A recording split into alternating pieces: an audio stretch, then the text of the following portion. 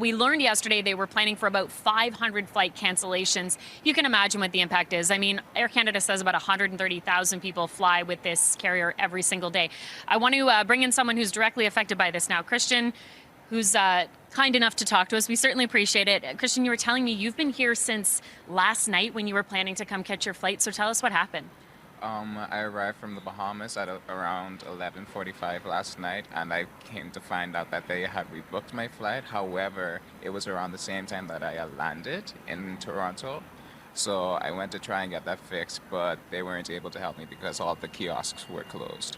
And I had to wait until like 4 o'clock this morning in order to get a new booking for a flight.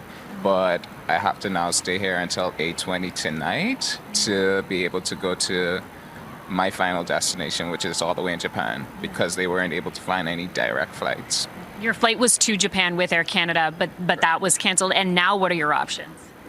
I have to go to Germany in order to go to Japan, which is going to be, I have to stay here basically the entire day in order to get to my final destination. Almost 24 hours here at the airport now. Yeah, almost 24 hours. Were you worried this was going to happen? I mean, we've been covering this looming strike very closely. We know the impact is really significant. Were you concerned? I was concerned, however, when I checked the app and I saw all of my bookings, they were always saying on time. So I was like, okay, maybe I was fine. But then the moment I hopped on the plane and I saw that everything started to change, that's when my heart started to have palpitations. And I'm like, okay, maybe I'm not fine. And then I came to the realization that everything's just going downhill from there. Yeah, so a really long day at the airport. How does this impact your trip then to Japan? Is everything kind of off schedule now? Actually, I work in Japan. Oh, so okay.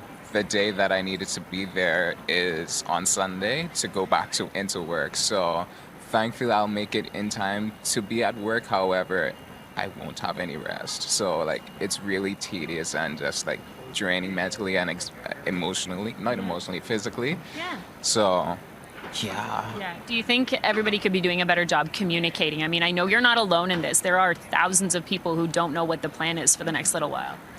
I feel like communication could be slightly better because I feel like a lot of it's like pretty last minute. So if we could get a bit more information beforehand, that would be much more helpful because I know I sat with some people earlier as well and they didn't find out that their flight was postponed until next week Tuesday. Well, yeah, next week Tuesday until just now. So it's a lot of just us wanting to have more information so that we can know how to proceed from there.